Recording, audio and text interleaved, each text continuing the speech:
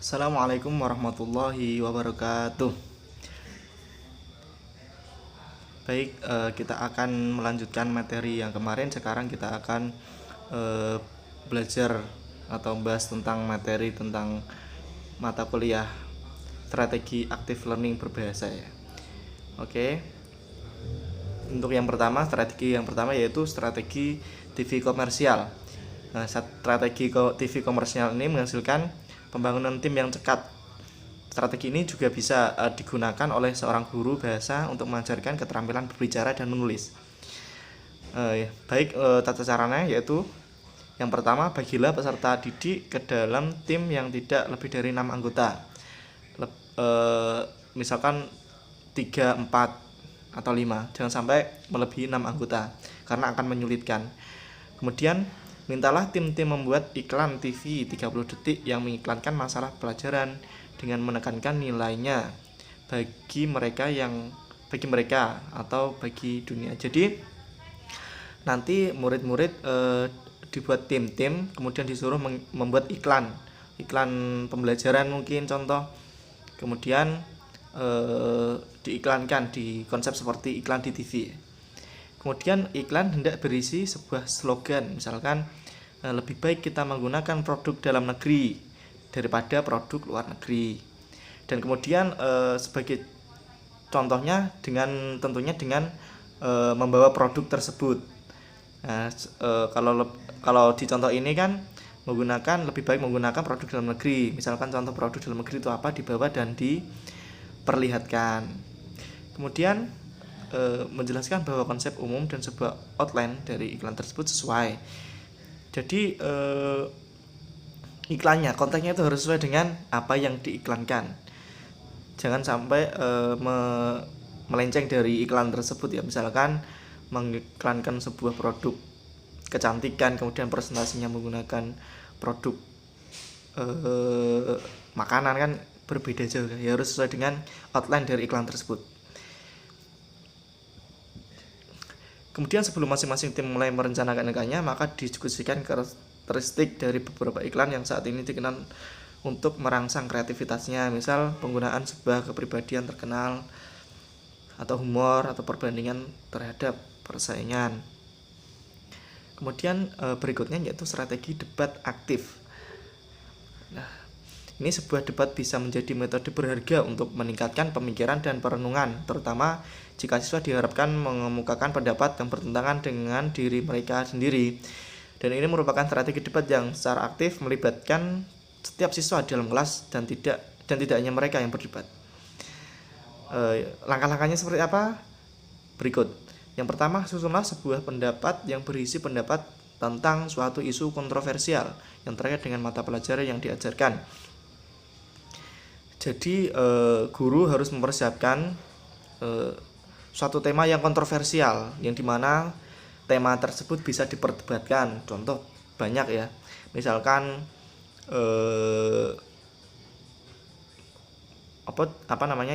rokok. Nah, misalkan rokok itu penting atau rokok itu pabriknya harus ditutup. Nah, itu kan banyak kontroversinya, atau ditutup atau dilanjutkan. Bahwasanya rokok itu kan mengganggu kesehatan kita, yang terutama paru-paru itu.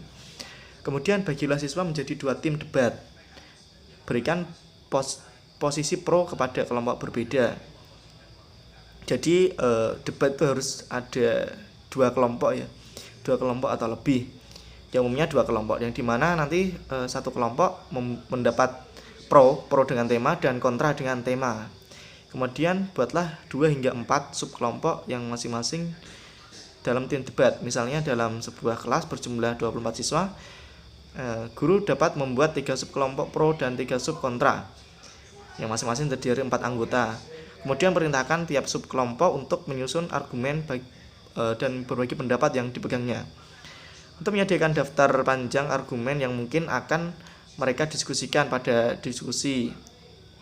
Ya, jadi nanti misalkan di kelas ada 24 siswa, kemudian guru membagi 3 sub kelompok ya. Dan tentunya dengan pro dan kontra. Kemudian berikutnya strategi kembali ke tempat semula. Nah, strategi ini merupakan cara yang cukup dikenal untuk menyertakan gerakan fisik pada awal pelajaran.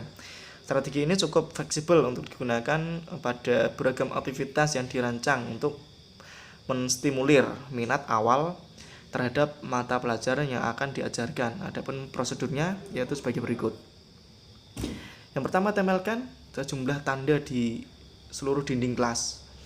Kemudian tanda-tanda tersebut bisa menunjukkan beragam preferensi atau beragam tema ya, beragam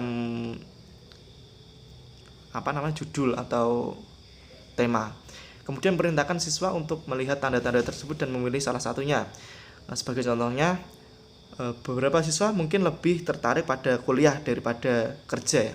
Perintahkan mereka menunjuk preferensi atau kelebihan dengan beranjak menuju tempat ruang kelas di mana tanda pilihan mereka ditempelkan. Jadi nanti prakteknya di kelas-kelas atau di meja-meja nanti ditempel berbagai tadi preferensi. Misalkan di sini saya contohkan tertarik kuliah atau kerja. Jadi nanti siswa yang memilih kuliah siapa, yang memilih kerja siapa, nanti ada masing-masing. Kemudian perintahkan sub-sub kelompok yang telah terbentuk tadi untuk mendiskusikan alasan mereka menempatkan diri pada tanda yang mereka pilih. Nah, jadi kan tadi ada contoh pilihan 1 yaitu kuliah dan pilihan 2 yaitu kerja. Nanti pasti ada siswa yang memilih kuliah, ada siswa juga yang memilih kerja. Dan nanti setelah mereka berkumpul dalam satu masing-masing kelompok, nanti di sana disuruh diskusi kenapa siswa lebih memilih kuliah, kemudian kenapa siswa lebih memilih kerja daripada kuliah, dan sebaliknya seperti itu. Nanti memintalah perwakilan dari setiap kelompok untuk mengikhtisarkan atau menyimpulkan dari alasan-alasan mereka. Oke, baik. Kemudian yang berikutnya ada strategi reading guide atau panduan membaca. Langkah-langkahnya sebagai berikut, yaitu pertama, tentukan bacaan yang akan dipelajari. Kemudian buat pertanyaan-pertanyaan yang akan dijawab oleh siswa atau mahasiswa atau kisi-kisi, dan beli juga bagian atau skema yang dapat diisi oleh mereka dari bahan bacaan yang telah dipilih tadi. Kemudian bagian bahan bacaan dengan pertanyaan atau kisi-kisi kepada siswa atau mahasiswa. Kemudian tugas siswa atau mahasiswa yaitu mempelajari bahan bacaan yang dengan menggunakan pertanyaan atau kisi-kisi yang ada. Batasi aktivitas ini sehingga tidak akan memakan waktu yang berlebihan. Bahas pertanyaan atau kisi-kisi tersebut dengan menanyakan jawabannya kepada siswa atau mahasiswa. Dan ini kan sesuai dengan realita yang ada ketika kita proses belajar mengajar di dalam kelas. Ketika guru mengajar, banyak dialami ketika belum selesai mengajar lonceng sudah berbunyi. Itu menandakan bahwa proses pembelajaran sudah berhenti dan lanjut ke pembelajaran berikutnya. Nah, itu kan dalam kondisi seperti itu guru tidak bisa menyelesaikan materi yang akan diajarkan, tetapi bel sudah berbunyi. Nah, gimana solusinya? Itu dengan strategi reading guide atau panduan membaca yang langkah-langkahnya sudah saya sebutkan tadi ya. Untuk selanjutnya yaitu strategi brainstorming atau curahan pendapat. Nah, strategi curahan pendapat ini biasa digunakan guru atau dosen dengan maksud mengajak mahasiswa atau siswa untuk mencurahkan pendapatnya atau munculkan ide gagasan mereka secara lisan. Langkah-langkahnya seperti apa? Yang pertama, guru atau dosen memulai dengan mengajukan ide atau gagasan. Yang kedua, siswa atau mahasiswa diminta menuangkan pendapatnya dengan cara menuliskan beberapa kata atau kalimat yang penting di papan tulis. Kemudian manakah dari gagasan ini yang disetujui atau tidak disetujui dan mengapa?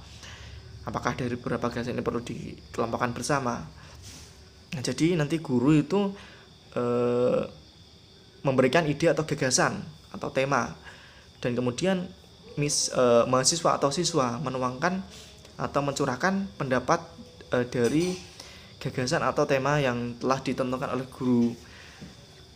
Kemudian kalimat tersebut ditulis di papan tulis dan nanti guru mengoreksinya, kemudian di manakah gagasan ini yang disetujui dan gagasan ini yang tidak disetujui. Nanti kelihatan ketika ada siswa yang gagasannya tidak sesuai atau tidak relevan, maka nanti bisa dikoreksi sama guru. Baik, seperti itu. Oke, baik, sekian dan terima kasih. Itulah materi dari kami, kurang lebihnya mohon maaf. Wassalamualaikum warahmatullahi wabarakatuh.